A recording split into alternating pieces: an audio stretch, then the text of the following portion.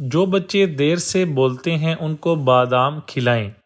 بچوں کے سامنے تتلا کر نہ بولیں، بچے کو عادت ہو جائے گی۔ بچوں کی آنکھوں میں کاجل اور سرما لازمی لگائیں، اس سے بینائی تیز ہوتی ہے۔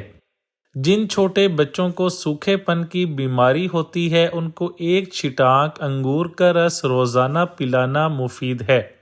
بچے رات میں پیشاب کر دیتے ہیں تو تل کھلانے سے یہ عادت نکل جاتی ہے اور ان کا جسم توانا ہو جاتا ہے۔ زیتون کا تیل گرم کر کے اس کے 2-3 قطرے کان میں ڈالنے سے بچے کے کان کا درد ختم ہو جائے گا۔ 2 دن میں ایک بار ان کی آنکھوں میں عرق گلاب ضرور ڈالیں تاکہ ان کی آنکھیں صاف رہ سکیں۔ روزانہ بچوں کو صبح 7 بادام کے ساتھ چند دانے کشمش ضرور کھلائیں۔ بچوں کا نہ صرف وزن بڑھے گا بلکہ ذہنی اور جسمانی صحت کے لیے بھی بہت اچھا ہے۔